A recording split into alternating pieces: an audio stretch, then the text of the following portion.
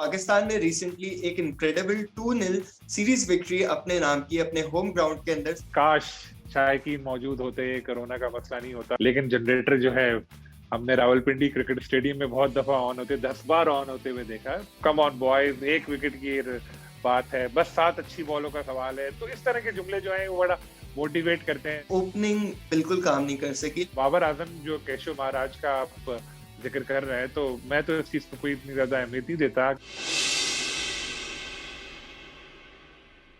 अस्सलामुअलैकुम, मैं हूं आपका host Kamil Ehsan and welcome to another episode of talk cricket with Salim Khalid. जैसा कि हमें पता है, पाकिस्तान ने रिसेंटली एक इनक्रेडिबल 2-0 सीरीज विक्ट्री अपने नाम की अपने होम ग्राउंड के अंदर साउथ अफ्रीका के खिलाफ। हम चलेंगे सलीम खालिद सर की तरफ। सर अस्सलामुअलैकुम। वालेकुम सलाम कामिल। सर, बड़ी शानदार होम सीरीज विक्ट्री पाकिस्तान ने अपने नाम की साउथ अफ्रीका के खिलाफ। क्या कहते हैं पाकिस्तान की परफॉर्मेंस के बारे में? बहुत जबरदस्त परफॉर्मेंस है कामिल, और जाहिर है हर पाकिस्तानी की तरह हम भी बहुत खुश हैं। आप तो कुछ ज्यादा खुश लग रहे हैं, आपकी आवाज की एनर्जी बता रही है। तो पाकिस्तान में काफी अरसे बाद कोई बड़ी टीम आई, साउथ अफ्रीका जैसी टीम आई, और पहली ही सीरीज में बड़ी टीम को दोनों टेस्ट में हराना बहुत बड़ी कामयाबी है। और गालिबन 17 साल बाद पाकिस्तान ने साउथ अफ्रीका को किसी सीरीज में हराया है, और फर्स्ट टाइम ऐसा हुआ है कि क्लीन स्वीप किया है।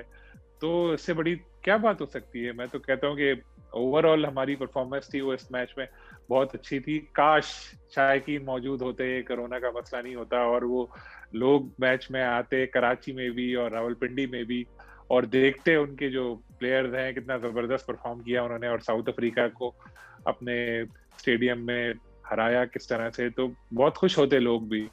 लेकिन अभी भी खैर टेलीविजन पे देख के सब बड़े खुश हुए होंगे, सबने बड़ा एंजॉय किया होगा कि एक बड़ी टीम को हमने इस तरह से अपने घर पे बुरी तरह से शिकस्त दी। बिल्कुल सर, सेकंड टेस्ट बड़ा एक इंटरेस्टिंग मरहले पे जा पहुंचा था जब ईडन मार्करम और टेम्बा बमूआ की पार्टनरशिप लगी हुई थी। उसके अंदर हसन अली, जिन पे पहले टेस्ट के बाद अच्छे खासे सवाल उठाए जा रहे थे क्योंकि इतने इफेक्टिव नहीं रहे थे वो, उन्होंने स्टेप अप किया और बड़ी एक शानदार बॉलिंग डिस्प्ले की, जिसकी वजह से उन्हें प्लेयर ऑफ द मैच भी मिला। क्या कहते हैं हसन अली के कमबैक के बारे में? जी बिल्कुल। आपको पता है पाकिस्तान में बिजली का मसला तो बहुत है और अक्सर जनरेटर ऑन करना पड़ता है, लेकिन आजकल तो जनरेटर की खैर जरूरत नहीं है, लाइट भी आ रही है, सर्दियों का मौसम है। लेकिन जनरेटर जो है हमने रावलपिंडी क्रिकेट स्टेडियम में बहुत दफा ऑन होते, 10 बार ऑन होते हुए देखा, क्योंकि हसन अली का स्टाइल है ये कि जब वो विकेट लेते हैं तो जनरेटर ऑन करते हैं। तो एक बड़ी जबरदस्त उनकी परफॉर्मेंस सामने आई, और टेस्ट मैच तो जितवाते ही बॉलर्स हैं। आपका कोई बैट्समैन 300 रन भी कर दे, लेकिन अगर बॉलर 20 विकेट ना ले पाए तो टीम नहीं जीत पाती। लेकिन इस मैच में तो हमारे बॉलिंग ने बहुत जबरदस्त परफॉर्म किया, और हसन की फॉर्म जो है ओवरऑल अच्छी चल रही है। पहले टेस्ट में उन्होंने को कितनी विकेटें नहीं ली, स्पिनर्स का ज्यादा अहम किरदार रहा, पिच से भी स्पिनर्स को मदद मिली। लेकिन आप अगर कायदे आजम ट्रॉफी देखें तो हसन अली ने अपनी टीम के लिए बड़ा जबरदस्त परफॉर्म किया था, और बैटिंग में भी उन्होंने अच्छा परफॉर्म किया था। तो उस वक्त ही ये महसूस हो रहा था कि वो कम बैक करेंगे। कहा जाता है कि लिमिटेड ओवर्स के प्लेयर हैं, लेकिन टेस्ट में आए और एक एनर्जी आ गई उनके आने से, और शाहीन आफरीदी को बड़ा फायदा हुआ उनके आने से। शाहीन के भी दूसरी इनिंग में आपने देखा होगा बॉलिंग अच्छी रही, क्योंकि जब दूसरे एंड से सपोर्ट मिलती है तो फिर बॉलर को भी काफी मदद मिलती है। जिस तरह बैटिंग में होता है कि एक बैट्समैन अच्छा खेल रहा हो, दूसरे एंड से उसको सपोर्ट मिले तो और बड़ी इनिंग खेलते हैं, इस तरह बॉलर्स के साथ भी होता है कि दूसरे एंड से सपोर्ट मिले तो बॉलर का और हौसला बढ़ जाता है। तो हसन अली ने साबित कर दिया कि टेस्ट क्रिकेट के लिए भी वो एक अच्छे प्लेयर हैं, और हमारा अब बॉलिंग में जो टेस्ट मैचों में एक मसला नजर आ रहा था, होपफुली वो अब हल हो जाएगा उनके आने से। राइट सर, 3 खिलाड़ियों की मैं एक साथ बात करना चाहूंगा। वो है फहीम अशरफ, यासिर शाह और नुमान अली, जिन्होंने पाकिस्तान के लिए खेला भी, फर्स्ट मैच भी और सेकंड टेस्ट भी।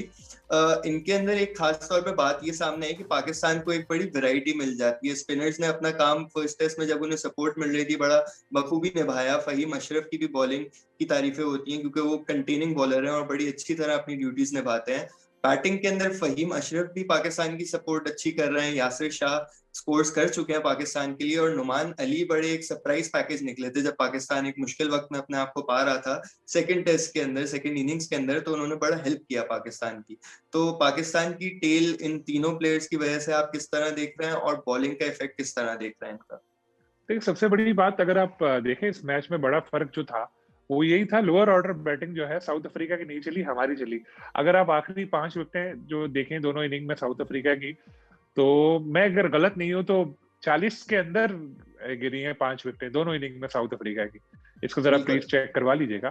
तो जब ऐसा होता है तो फिर तो टीम का यही हाल होता है, एकदम से कोलैप्स होता है। हमारे पास एडवांटेज ये रहा कि हमारी अगर टॉप ऑर्डर फ्लॉप हुई तो मिडिल ऑर्डर में कोई आके डट गया, मिडिल ऑर्डर में थोड़ी गड़बड़ी विकेटें गिरी तो फिर लोअर ऑर्डर में हमारे बॉलर जो हैं उन्होंने भी अच्छी बैटिंग की है, चाहे इसमें यासिर हो, नौमान हो, फहीम अशरफ तो नो डाउट उन्होंने भी काफी इम्प्रूव किया है। तो फहीम अशरफ ने बहुत अच्छी बैटिंग की, काफी इम्प्रूवमेंट नजर आई उनकी बैटिंग में।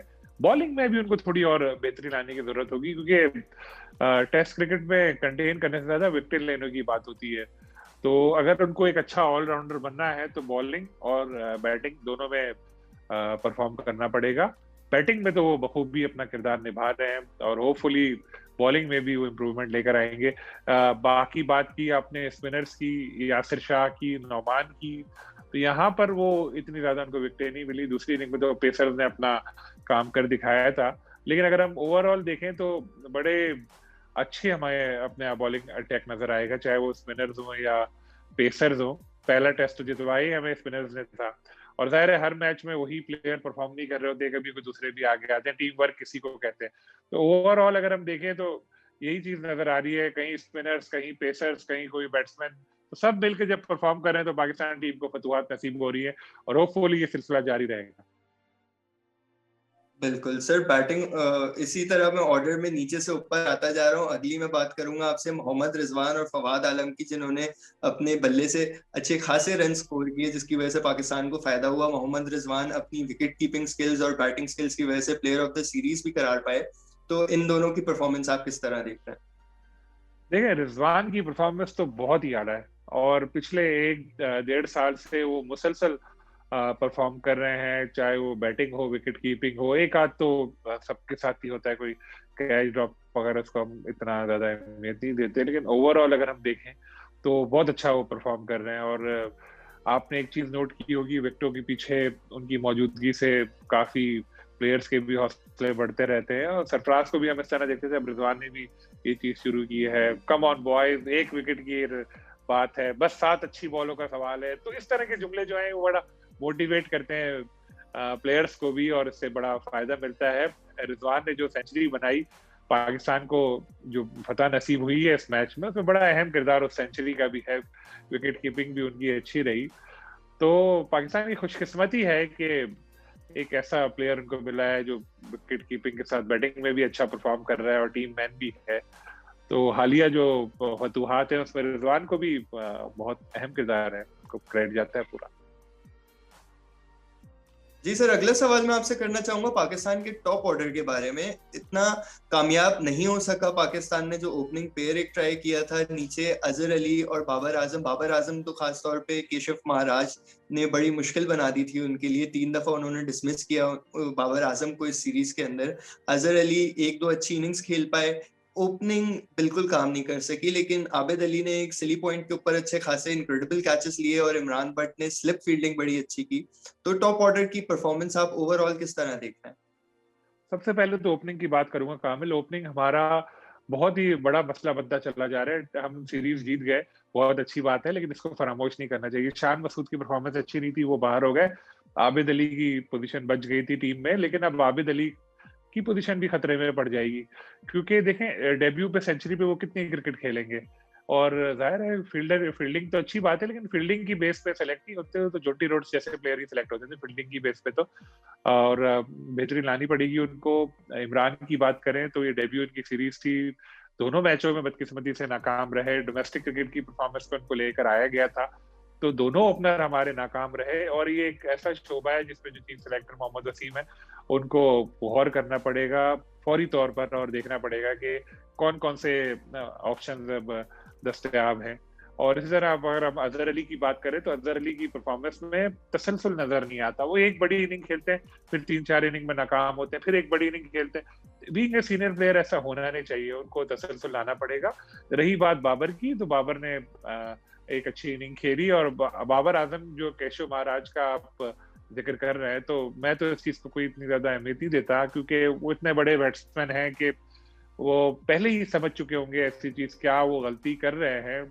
तो होपफुली अगली सीरीज में वो इस चीज को नहीं दोहराएंगे। इंजरी के बाद कमबैक उन्होंने किया था, थोड़ा सा उसका फर्क भी पड़ता है जब ऐसा ही टेम्पो टूट जाता है। लेकिन अब चूंकि सीरीज खेली है उन्होंने, 2 मैच खेले, तो आहिस्ता आहिस्ता उनकी पुरानी जो फॉर्म है वो हमें नजर आने लगेगी। तो उसमें कोई फिक्र करने की जरूरत नहीं है बाबर के हवाले से ही। ओपनिंग के ऊपर जरूर फिक्र करें।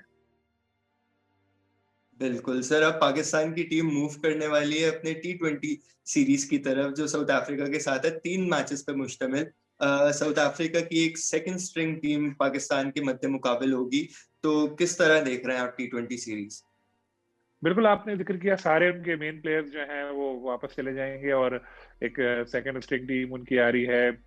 और वो जो टीम आ रही है, ऐसा ही कुछ श्रीलंका की टीम के साथ भी हुआ था। यही कहा गया था कि सेकंड स्ट्रिंग है, लेकिन श्रीलंका ने हरा दिया था। तो इजी नहीं लेना चाहिए और थोड़ा सा मोहतात होके खेलना पड़ेगा पाकिस्तान टीम को। और ये नहीं जहन पर सवार करना होगा कि यार चलो चले गए। देखिए, यहाँ पे हम लोग कह रहे थे भाई डू प्लेसी है, ये है, वो है, डी कुक है, ऐसा कर देगा, वैसा कर देगा। कुछ भी नहीं किया डू प्लेसी ने पूरी सीरीज में, टेस्ट में मायूस ही किया। डी कुक भी कुछ नहीं कर पाए।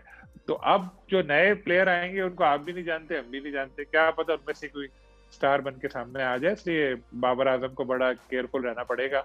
और हमारे पास भी मोहम्मद हफीज नहीं है, हमारे जो टॉप परफॉर्मर हैं वो नहीं है, इमाद जो है वो भी दस्तयाब नहीं है। तो हमारे पास भी कुछ मेन प्लेयर हमारे नहीं है। तो एक मैं तो समझ रहा हूँ अच्छी सीरीज होगी और पाकिस्तान टीम को एक और बेहतरीन परफॉर्म करते हुए सीरीज भी अपने नाम करनी चाहिए। अगर साउथ अफ्रीका के खिलाफ T20 भी जीत ले और इधर टेस्ट में क्लीन स्वीप कर चुके हैं, रैंकिंग हमारी टेस्ट में बेहतर हो चुकी है, T20 में भी और बेहतर होने का शायद चांस हो, तो इससे अच्छी और क्या बात हो सकती है। अच्छा मौका मिला है, टीम के हौसले बुलंद हैं, बाबर के हौसले बुलंद हैं। तो उम्मीद है कि अब T20 सीरीज में भी इसी मोमेंटम को बरकरार रखते हुए पाकिस्तान टीम फतह हासिल करेगी। Thank you so much Salim Khaliq साहब फॉर जॉइनिंग अस। ये था हमारा show talk cricket with Salim Khaliq. Hope you enjoyed it. अगर आप हमें कोई मैसेज करना चाहते हैं तो आप मुझे ट्वीट कर सकते हैं @कामिल अगर आप सलीम खालिक सर से बात करना चाहते हैं तो आप उन्हें ट्वीट कर सकते हैं @सलीम खालिक। टिल नेक्स्ट टाइम, अल्लाह हाफिज।